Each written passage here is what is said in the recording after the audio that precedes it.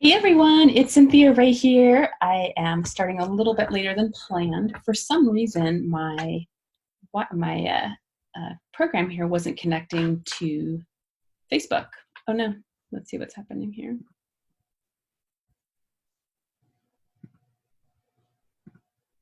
Okay, sorry. Anyhow, yeah, so having some struggles here with Facebook and connecting, but I am recording this meeting for today for this Thursday live. I am live. So I have a link on our Facebook page to our Facebook group to connect us to this particular call. So anyhow, welcome. And today I am traveling. Actually, I am in Southern California in my family home, visiting family for a few weeks, and just wanted to catch up with you all. I just picked up my son from his class. We brought him to his class that he was in last year and was able to reconnect with some new friends today. So that was pretty fun. Um, Anyhow, so let's get started. Today I am going to be discussing anxiety and how to relieve it naturally. So throughout this particular class or recording today, I'm going to be asking for some interaction and just getting some input on what your ideas are, what your thoughts are, where you're at with this issue. And we can kind of create a little community with this.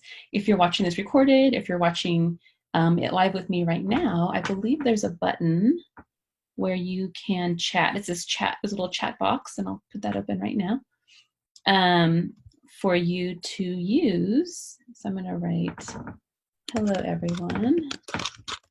And if you are on this call right now, you can add to my chat.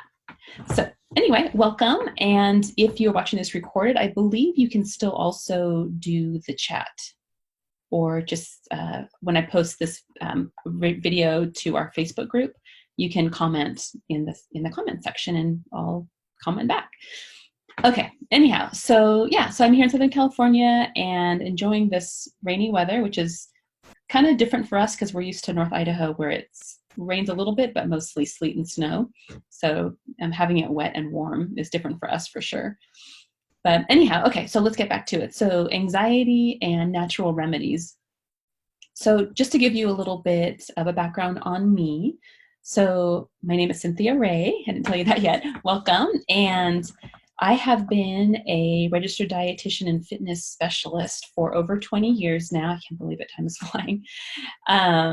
And I started out actually in the fitness industry. I've always been an athlete growing up, and I've always loved moving my body and being competitive and things. And when I went to college, I loved working out, and I was a college athlete. I did a triathlon club at school, and I also did the rowing or crew team, which was awesome, over at Cal Poly in San Luis Obispo. Go Mustangs. and I always loved activity and movement, and I always loved teaching. I love learning. I'm a sponge for learning, and I love teaching. And for a while there, I was thought, oh, it'd be really fun to make a career out of teaching people how to exercise properly, and not just to do it right, but also to find the joy in it that I found. So I was a personal trainer. I got certified as a personal trainer when I was in college and worked at a local women's gym, which I loved. It was so much fun. And then moved into, when I graduated, into corporate fitness. When I graduated, and I worked with a corporation called Amgen. They are a drug company, pharmaceutical company in Southern California, and worked in their corporate fitness program there. It was an amazing program, actually. And worked as a fitness specialist in their fitness center, and then as a health educator. And I managed the wellness programs for the employees there and got to teach some great classes. And some of you who are watching may have been there. And really enjoyed that journey in my life. Then went into private practice as a dietitian, specializing in eating disorders and disordered eating, or just specializing in food and diet behavior, and absolutely love that field. I am so curious. I love to know why people do what they do, and how to help them out of the pain that they're in when it comes to dieting, weight loss, or just having I guess is that the word? Poor relationship with food, or I'm sure there's a better word for that. Confused, overwhelmed, distrust, things like that, and was really fulfilled in that area. And myself, have struggled with anxiety over the years. Since I was a child, I can remember struggling with anxiety and trust issues with myself, with others, with the world around me, and ended up developing an eating disorder as I got older, and having issues with trust and trusting food and my body, and just wanting control. So was blessed and recovered from that, and was able to teach others who had eating disorders as well in my private practice, and how to recover, which was an amazing blessing to me and to them. And now today I get to talk to you about how to calm anxiety, whether it's going to be preventative or if it's going to be in the moment. Tactics that I've learned and have used and have taught on a regular basis over the years, that I've learned through therapists that I've been to, through cognitive behavioral therapy that I've been personally coached with, and also have coached others with in my practice. So if you struggle with anxiety in any way, shape, or form, which pretty much, as I'm learning, is everybody in one level or another will experience some sort of anxiety or fear, whether it's just daily things, wondering what's going to happen in the next moment, the what ifs kind of moments, where you're thinking, oh man, what if I don't be able, if I'm not able to blah blah blah, or what if such and such happens, or what if my child decides to do this and blah blah blah. So the what ifs that cause anxiety. And what I've learned over the years too is that anxiety actually lives in the future. It's not something that you're mulling on over the past, and it's not in the present, but it's wanting to predict or control the future and feel a sense of safety about it. So truly, if somebody's experiencing depression, they're actually feeling things, or their memories and mind are focused in on the past experience, past events. And if they're experiencing anxiety, it's wanting to live in the future and predict the future. But as you know, we cannot predict the future. And when we try to, it actually causes anxiety. So I'm going to teach you today the keys that you can use, or some of the tactics that you can use to calm anxiety and prevent it on a daily basis.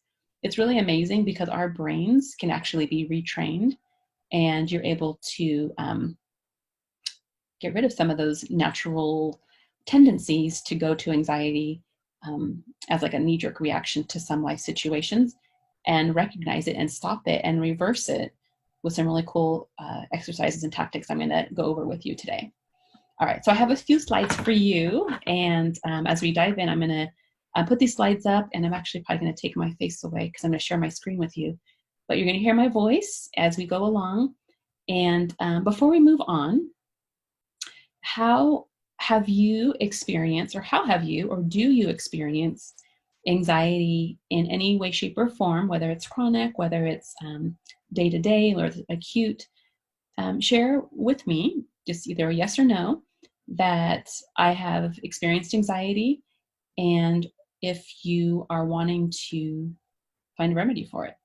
So if you could put that in the comments in my little chat box here, or if you're watching this recorded on our Facebook group, you can do that in the Facebook group as well.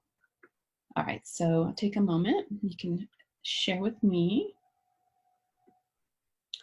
And as we're doing that, I'm going to check our Facebook group to see if any of you guys have gotten this link to join me here.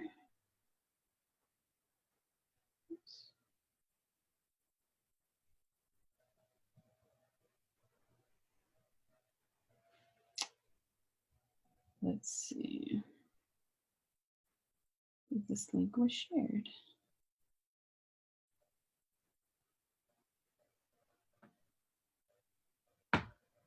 Okay, so we had a moment to do that.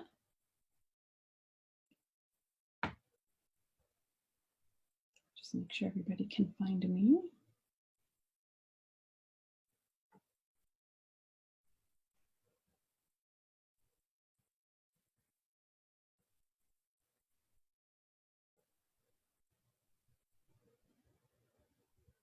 All right, thank you for waiting. All right. And also feel free to share these videos with friends as well. This is all for everybody. Okay, so let me go ahead and thank you for commenting. Let me go ahead and close out of here and share my screen with you. All right, here we go. All right, so I'm going to put my face away here. All right, so you may be able to see me, I'm not sure. Okay, so we talked about anxiety. So anxiety, like I said, is something we can experience at different levels, and it can be chronic or acute. Maybe we've experienced it in certain specific situations or just general. We just have fears of the world or things that are possibly going to happen to us. So it's your body's natural response to stress. It's a feeling of fear or apprehension about what's to come. So like I was saying, it's living in the future. It's not living in the now, and it's not living in the past. So if you are wanting to understand it or stop it or identify it, probably the best thing you can do is check in with yourself and think, am I trying to predict the future? Or am I saying what's going to happen, but it's actually a lie because I cannot predict the future? That's how you know it's anxiety, and anxiety actually is fear wrapped up in a lie. So check to see what you're thinking and what you're saying to yourself. If what you're saying is factual, which if it's in the future, it's not, so it's a lie, and you'll know right away. So that's anxiety. So let's go ahead and go on to this first thing. So I'm going to go over 4 different ways on how to practice anxiety, how to practice coping skills for anxiety. And then I'm going to go over specific health behaviors that will help reduce anxiety for just your life in general. And then I'm going to go over some of the things that I've done and implemented in my life personally that have been an amazing, journey for me, bringing me out of feelings of anxiety and fear. So it's been probably about a year now, I can't believe time's going by so fast, that I've really feel like through prayer and daily meditation that I've really been able to overcome anxiety in my life. And I do find myself, catch myself once in a while thinking, oh, what if, or I don't want to, or I want to do this, or I'm afraid of this. And I kind of have to catch myself and turn it around with some of the things that I'm going to tell you today. All right, so number 1, taking a pause during the day and noticing thoughts you're having. So that really defines mindfulness. I don't know if you've heard of mindfulness. I know I talked about mindful eating before and mindful practice, but being mindful, and I know in modern therapy and psychology, mindfulness practice is actually one of the most common skills to retain or to learn when it comes to managing anxiety. So mindfulness essentially means being present in the moment, wherever you are, whatever you're doing, whether you're sitting in your chair, whether you're driving your car, whether you're in the shower, whether you're fixing your bed, whether you're busy doing work, whether you're eating, whether you are running errands, whatever it happens to be, wherever you are in that particular moment, you're lying down, you're sitting in a chair, whatever it happens to be, is to stop and be mindful of what your environment's like. What is happening in your environment? What do you smell? What do you see? What do you hear? What are you experiencing in your body? And just really being aware of where you are in that particular moment.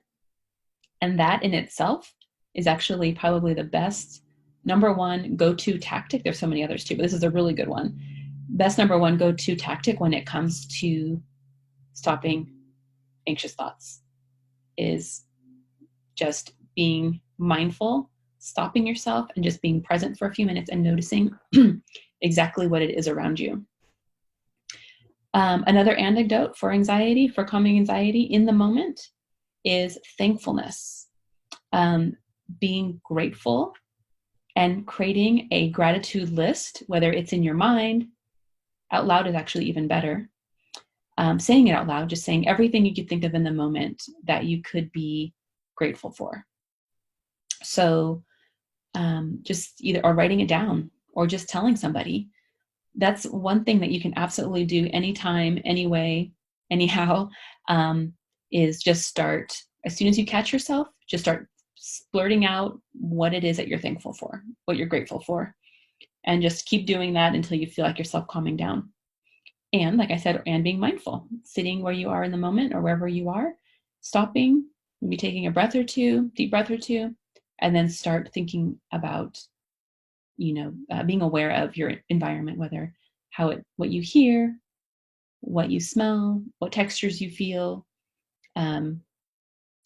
experiencing the light, the weather, looking outside, maybe getting some fresh air and just noticing what's around you in the moment. Okay. All right, let's go to the next one. So practice a simple breathing exercise. And this one I do regularly, or I have done actually. I did it more when I was really learning about my recovery of when it comes to anxiety. And this is one thing that my therapist taught me a few years back, was breathing and how vital breathing is for calming yourself down. And it's really biological, like a neurological response is, so when we're when we're anxious or fearful, it's actually our fight or flight mechanism where we're either going to fight something off or we're going to run away and hide. But the thing is, what we experience in life now isn't like what we were experiencing when we were living on the land and in nature and having to either fight the lion or run away. But in our minds, we perceive certain life situations as that scary and that threatening. And unfortunately, we use it too much and truly inappropriately, using it when we don't really need to be that scared of something. We really don't need to fight or flight. We just need to be and experience it, because nothing really is ever, well, unless you're getting attacked, but we're rarely ever being attacked, and we're rarely ever having to fight back or to run away. And of course, I know there's some situations where people have to do that. But generally, with stress in everyday life, our bodies are going to fight or flight mode, which is actually messing around with our hormones, our adrenaline, and causing, for a lot of people, what they call adrenal fatigue, which is a condition that's kind of based on chronic stress and burnout, where your body just feels really exhausted and your focus isn't there, your appetite's not there, your energy's not there, and you just burn out. Whatever you're doing in life, you're just totally burnt out. So that's usually because of excessive use or excessively going into a fight or flight and just really overtaxing your adrenals. So, okay, so back to this. So simple breathing exercise. When you're feeling like you're anxious or you're excitable or you're rushed or whatever, and you feel like your heart's beating fast and you're not really breathing, and you're basically stressed out, then the best thing to do in that moment to calm your body down, well, first of all, you can talk yourself down, realizing that what really is the worst thing that can happen to me right now. And then taking deep breaths. So I usually recommend about 5 to 6 really deep belly breaths. I like to count up. So breathe in for 8 and then exhale for 4. And then you can repeat that anywhere between 6 and 8 times. And you're going to notice it's amazing how quickly it calms your body down and brings you out of fight or flight mode. And then sometimes it might creep back up again when you're done, and then just continue breathing and talking yourself down and looking at the reality of what actually is happening, and that you are safe and that nothing's attacking you and that everything will be okay and life will go on. So really taking time to do that simple breathing exercise is truly an amazing thing, along with gratitude and mindfulness. All right, so the next thing we have is come back into your body. So it's basically like mindfulness, where you are taking your deep breaths, really listening into your body, being mindful of your body, and just coming back in and centering yourself in your mind and your body. Because when we're anxious, we tend to be scattered and all over the place, and what ifs and oh no's and things like that. So it's really important just to stop, come back into your body, tune in with what's going on, listen to see if your heart rate's beating faster, if your breathing has changed, and take some deep breaths and continue with your gratitude list. So super important to do that. And the next thing I have here is try a meditation app. And I really like different meditation apps and different meditation resources. One of the ones that I have on my phone is called Abide, Abide.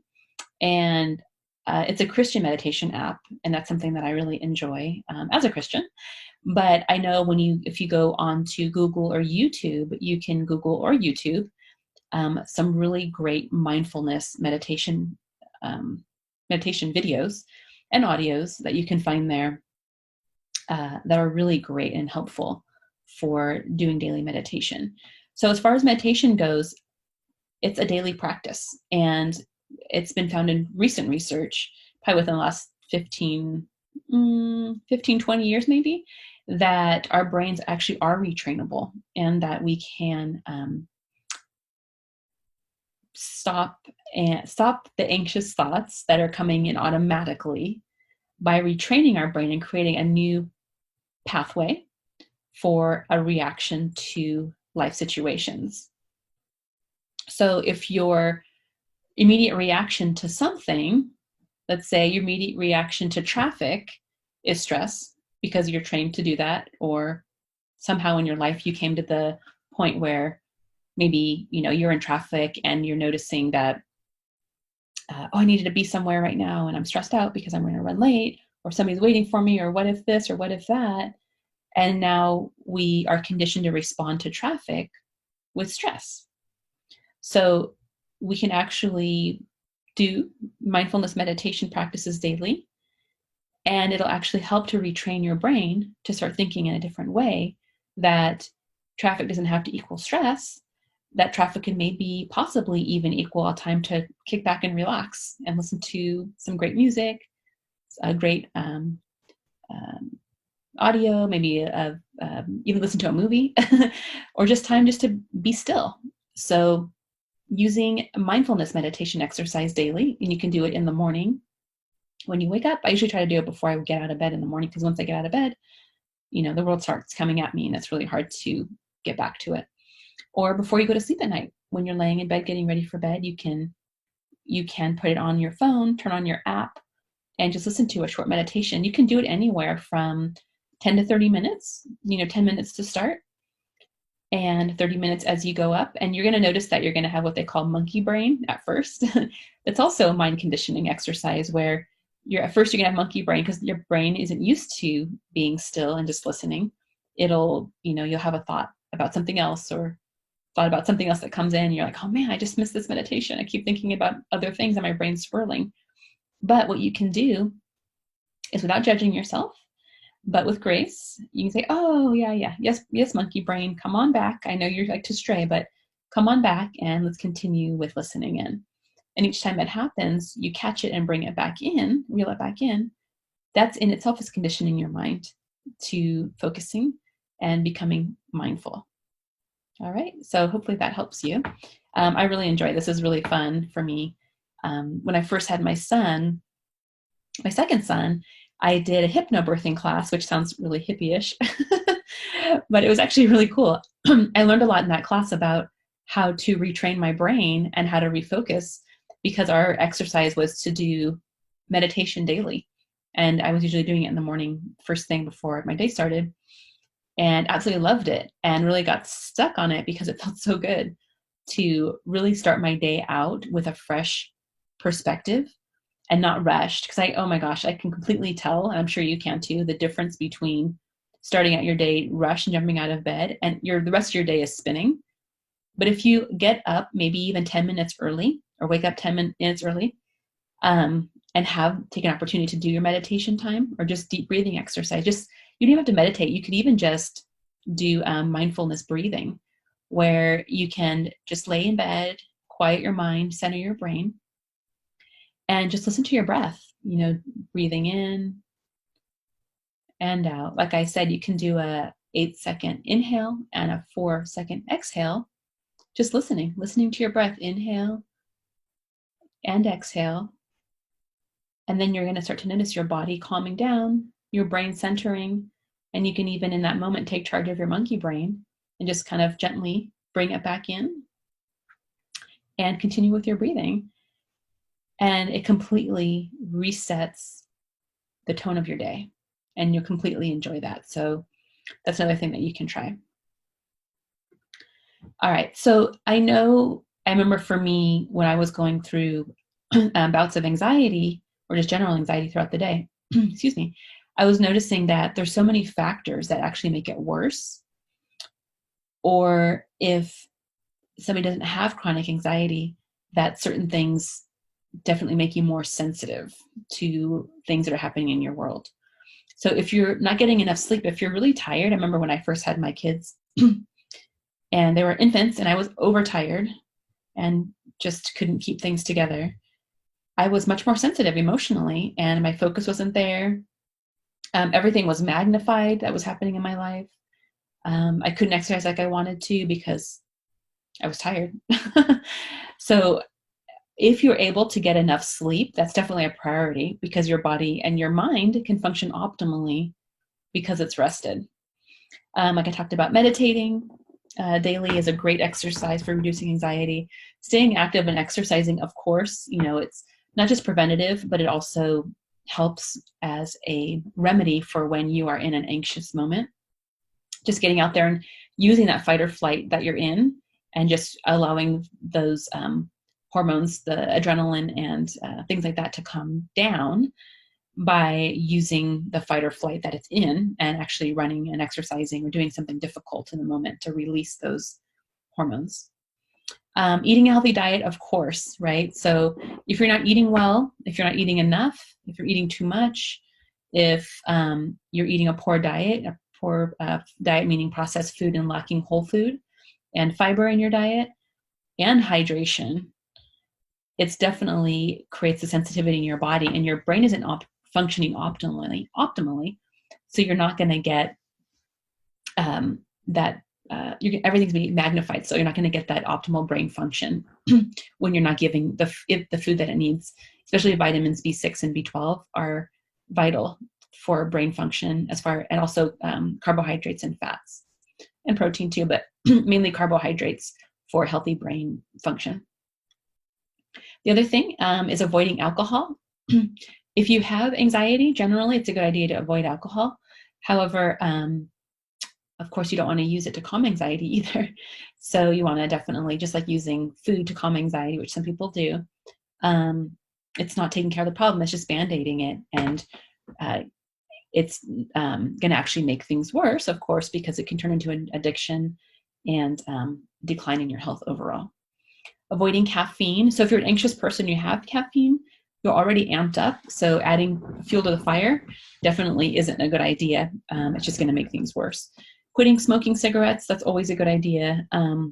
If you're an anxious smoker, of course, it's going to be more challenging, but that's just part of one of those lifestyle things, is whether it's food, alcohol, drugs, smoking, whatever it happens to be for you.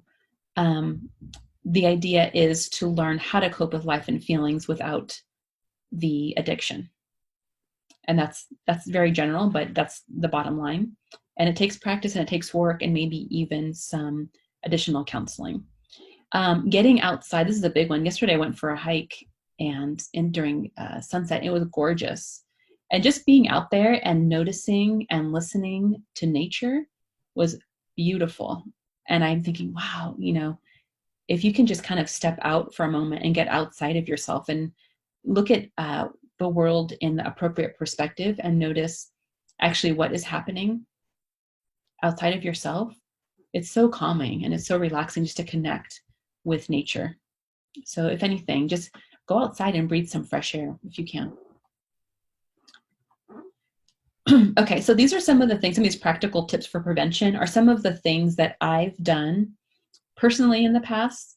And if they're not necessarily, physical, I guess they are kind of physical, but they're also cognitive things, behavioral things that you can do to prevent anxiety. And of course, we're going to have anxious moments. It's not always going to be perfect, but there's and you can use those tactics I taught you earlier. But you're definitely going to find that if you're able to prevent it, even when it comes up, it's going to be less likely to aggravate you as much or affect your life negatively as much as it could without these tips. So what I was thinking about actually earlier today, I was doing some journaling, but when I woke up, and I was thinking about the things that really get to me and the things that have kept me stuck in the past or get me wound up and stuck in that cycle of anxiety. And for me, like I said before, my probably biggest trigger for anxiety, or the root of it for me, was trust and fear. So if having something happening during the day, I'm thinking, oh no, like with my kids, I homeschool our kids. And sometimes I'm like, oh man, if my son doesn't do this, then he's going to miss out on that. And I'll start spinning my thoughts. I'm like, really? And I'll just stop myself and think, really? What would really happen if he's unable to do the specific task this morning? I'll do it later in the day, or we can do it tomorrow. But then think, oh man, I have to do it right now, or I have to get it done right now, or else. I think, okay, well, or else what? Or else he'll be behind. Okay, and if he's behind, then what? Then we can just catch up tomorrow. Oh, okay, that sounds good. So I kind of have to catch myself first, and then kind of talk myself down and out of it and into the reality of what actually is, than spinning my thoughts and trying to predict or control the future. So what I decided to do helps is if I really plan out my day before it happens and do my best to learn how to trust myself and allow others to trust me, it really calms my anxiety because I'm feeling in control, and I'm trustworthy and I can trust myself. So if I'm planning out my day in advance, give everything that I have to do that day a spot in the day, then I'm able to plan out my day. Then I'm able to stick with the plans that I have for the day, and it helps me feel in control. But not that I am in control, it's just that planning it out makes me feel safe and makes me feel like, oh, okay, I don't have to do that right now because I'm planning to do it later in the day. And whatever I'm doing in this particular moment, I'm doing because this is the time I have it planned. And the other thing can wait because I'm going to do it later in the day, instead of, maybe folding laundry right now, thinking, oh no, I got to go, do the dishes, or, oh man, I better go maybe put some food in the oven before it gets too late. But then I'm like, you know what? I need to just stick with my task right now. This is what I'm doing. This is what the time this task is scheduled for. And I have preparing dinner scheduled for this and this time. And it's helped me so much because it helps me realize that I don't have to do everything right now out of fear, that I have it all planned out and it's all going to work out beautifully. The other thing is that I've done with planning is to plan according to what I have here, the brain power times. And I think I've posted this before, maybe emailed you guys this before, but the brain power times are basically times of the day when your brain is equipped to perform certain activities at certain times. So for example, usually, I know for me, maybe a lot for others too, is in the morning, I tend to have the most creative time in my brain. I'm most creative. And later in the day, or actually later in the morning, around 8:30, 9:30, and in the afternoon around 3:30 to 5:30, I have the most energy for exercise. Around noon, forget it. Or early in the morning, I'm not energized or as focused if I'm trying to exercise. So it's important to find out when your brain power times are. And I've even kind of tried to explore this with my kids during the day when we're doing school. Like, okay, are they in a moment right now where they have energy? Do they need to go out and run around? Do they need to go outside and run around? Or are they set up right now for administrative tasks? At this time, can they really do administrative type tasks like checking emails, returning emails, and doing more organizational tasks? Or are they really in the mode of creativity right now? Should they do their creative tasks right now? So really looking to see when your particular brain power times are, and then scheduling as best as you can your plans according to that time of day. Like I know even like running errands and things. Let's see. Here we go. Even running errands and things, for me, needs to be maybe late in the afternoon or earlier in the afternoon, because that's the time where I'm ready to do that. But I'm really definitely not ready to be creative in that moment. So really find out for yourself what time your break power times are and how to schedule your day accordingly. Simplifying life is a huge one. That, for my husband and I, we've really learned about minimalism, if you've heard of that lifestyle before. But minimalism is something that's kind of been trending over the past few years. I know there's actually a really great documentary about it. You can look it up on YouTube. It's called Minimalism and the Minimalist Lifestyle. And that really is where you are simplifying your life and tightening things up and only keeping the things that you absolutely love or need and getting rid of the rest. And it just makes life so much easier and less hectic and chaotic and stressful when you really simplify. And I've even did that with our schedule too. We committed to only allowing the kids to do basically one activity, maybe two, like a sport and a musical instrument or something else. And for my husband and I, it's made it so much easier because we're not running around everywhere. Not just that, but our kids are learning how to simplify and to focus in and hone in on the things that are really important to them and the things that are they're really good at and enjoy. So if they don't enjoy it, we're not going to do it. And even with us, it's something that I don't enjoy, I'm not going to do. And I put here, say yes to only the things that you love. And that's truly honest. That's pretty much how my husband and I live is if we don't absolutely love it and we're not so excited to do it, then we'll say no. And it's been hard because we're both people pleasers, but we realize that that isn't always the thing to do because it just makes our lives more stressful and rather enjoying life and making the most of our time. So it's important to only say yes to what you love, whether that's an activity or if it's food. I'm a big proponent of that. If you are eating something that you don't love, I mean, if it's all you have, that's fine. But you have a choice, send it back. Don't eat it. Get something that you absolutely love, especially when it comes to desserts. Never settle. Never settle on special treats. And always, get the thing that you love. So make sure that is a huge part of your life. Take time to breathe and be daily. I love this because I remember one time I went to my acupuncturist and he asked me about my schedule and how much I had going on. And I told him, and he said, it's great to simplify, but it's also very important to schedule in your day a blank space of anywhere from 10 to 30 minutes, even an hour, where you have nothing to do. And he said it's so important, not just for your health, but also for your mind, to just be, to recover and practice mindfulness and practice just being, especially in a society that's so crammed with things to do all the time. It's important just to be and enjoy and be grateful and breathe and recover.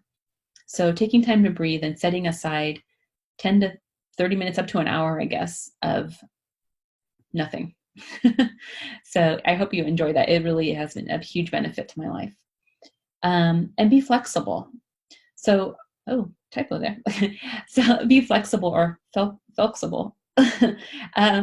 Be flexible with your life and know that, things change. Even if you make the greatest of plans, for your day, you plan out your day, you plan out your workout, things like that. I know life still happens. It happens to me all the time. But be flexible and know that maybe, just maybe, that change in your schedule could actually be a blessing in disguise.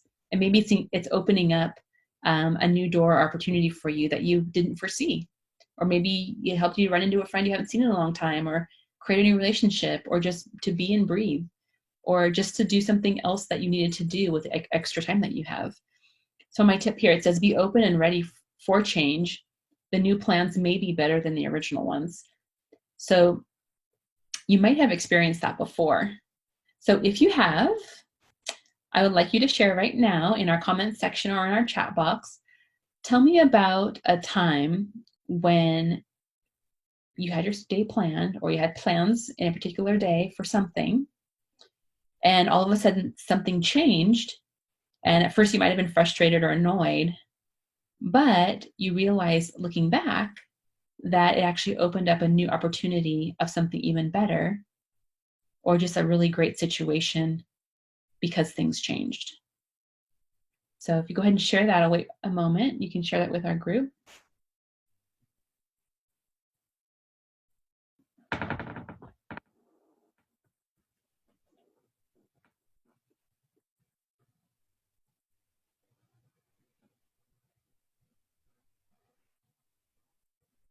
Okay, so thank you for sharing. This is so great to learn from each other. I love it. Okay, so the next thing I just want to go over, we have just a couple more slides left. Next thing I want to go over is anxiety and food. So of course, because this is a food group, I want to definitely talk about anxious eating. So anxious eating in my practice and in my readings, I've really kind of honed in on this. And I have been able to, and I still can tell what somebody's feeling if they don't know how to identify feelings yet based on what they're eating. And eating when they're not hungry specifically. So when you're eating when you're not hungry, it's basically emotional eating, right? So if you're eating when you're hungry, it's out of a physiological need for food. If you're eating when you're not hungry, it's just an emotional desire. So you could either be, really angry, really lonely, really tired, really stressed, depressed, and bored. Bored is actually another form of anger, which sounds interesting, but boredom is also a form of anger. So people who tend to be in that realm seek salty, crunchy, or sweet, creamy foods because they really calm you down. I know you hear all the time about comfort foods, and comfort foods do have that effect. They actually elevate serotonin to help to calm nerves and anxiety and fear down. So it does act as a drug. So food does work in the moment for calming your body down, but of course, in the long run, it doesn't, because when we're eating, when we're not hungry, our body's wondering, I'm not asking for food. Why is there food coming in? And it's thinking, oh, I better store this because, kind of like storing nuts for the winter, like how the little chipmunks do, or squirrels. Our body thinks that, okay, well, there's food coming in. There must be a famine coming. So I'm going to store up the food in the fat cells, the energy in the fat cells, so that when famine does come, I have extra stores to keep this person alive. So you're actually going to gain weight when you're eating when you're not hungry. And anything you do on a regular basis is going to add up, right? Whether it's eating healthfully or eating mindlessly, not eating mindlessly, but mindlessly, is going to just put on weight. So be aware of that and really identify those feelings that you're feeling. And instead of going to food, you can use the HALT method, the hungry, too angry, too lonely, too tired. And I like to add an S on the end, S for stressed. So if you're noticing that you're eating but you're not hungry, take a moment and stop or halt and ask yourself, am I super hungry? Am I too angry about something? Am I feeling really lonely? Am I exhausted? Or am I really stressed or overwhelmed right now? And what I always tell my clients is to, when you realize that, walk away, get yourself busy, some kind of activity, especially like organizing or calling a friend or journaling or going outside, going for a walk, doing some exercise really helps to help you pause, go away from the food for a moment. And then after 20 or 30 minutes go by, you're welcome to come back to the food if you want. But most of the time, you're going to notice that you might get distracted doing something else because you weren't really hungry. Or you probably will find too that your body or your mind actually feels like the food is calling you back when you're waiting.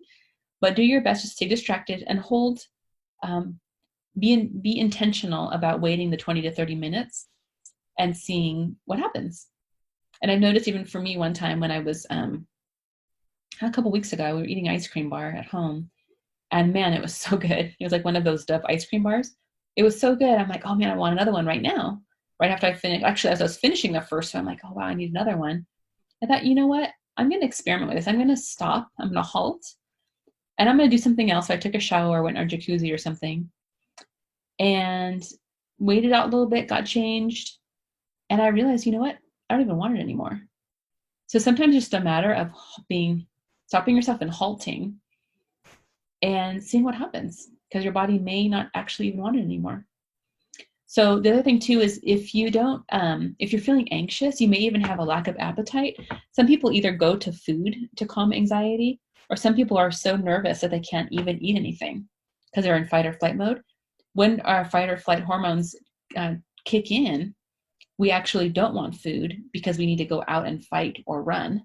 And your stomach isn't really available to digest food because all of the blood and energy in your body is going to your muscles to either fight or flight. So you may notice that you don't have as much of an appetite either when you're feeling anxious. All right, so here's some things for coping in the moment. So going outside and getting fresh air and practicing mindfulness, which is what I discussed earlier. Meditate and breathe. This is something you can print out or take a screenshot of when to have on hand when you're feeling anxious in the moment. What I like to do is pray and ask God for help and direction. And yeah, that really helps me. Pretty much every time I do this, I feel a sense of relief and a truth of what the situation's really about, and spinning in my thoughts and getting myself all wound up because I'm telling myself a bunch of lies. But when I pray and ask God for help and direction, I'm finding that I get truth and calm and peace. Like I said, number 4 is truth. Look for the truth in the situation. A lot of times, we'll spin our thoughts and forget actually what's happening and just have these anxious thoughts. But if you actually stop and breathe, take your 6 deep breaths or talk to a friend, you'll find that you're going to start to calm yourself down and find out what truly is happening. You take your 6 deep breaths until you can calm fight or flight.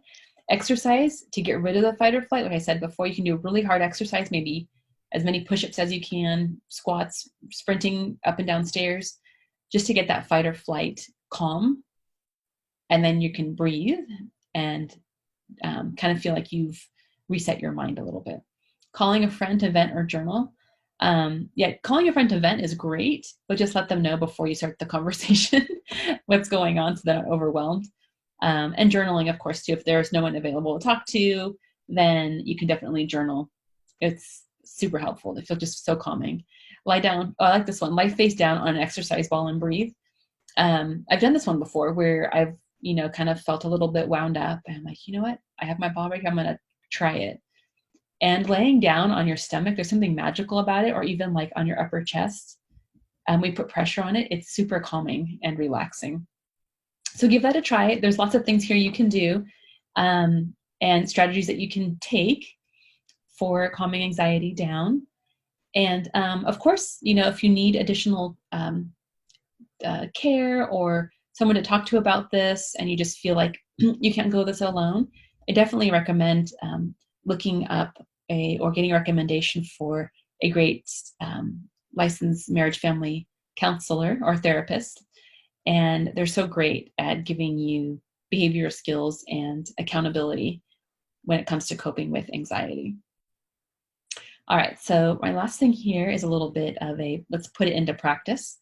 So what I would like you to do with this, after watching or listening to this, is to put this into practice. What can you do to use this and put the skills to use? So choose one preventative measure to practice daily. So one preventative measure would be one of the things I discussed just now, where it would be, either breathing, taking deep breaths when it's happening, a thankfulness list, a gratitude list, or as I say, going outside, getting some fresh air, talking to a friend, journaling, getting some quick exercise in, things like that. So those are some of those are actually things in the moment. So choosing one coping skill to go to in the moment, which is breathing, talking to a friend, going for a walk, praying, and just getting that off of your chest, or gratitude. And then, or choose one preventative measure to practice daily. So that would be like daily meditation and regular exercise and a whole food diet. Make sure you're well hydrated, getting plenty of rest, and those types of things. So put into practice and share with the group what is 1 or 2 things that you can do to learn to calm anxiety in the moment, and something that you can do to prevent it from happening. And if it does happen, using that daily activity to, when it does happen, it's calm and it's not quite as crazy as it could be. So anyhow, so I just want to share that all with you today. And please share. And I love to get some input from what you're doing. And I will see you all next week. Have a fantastic Thursday.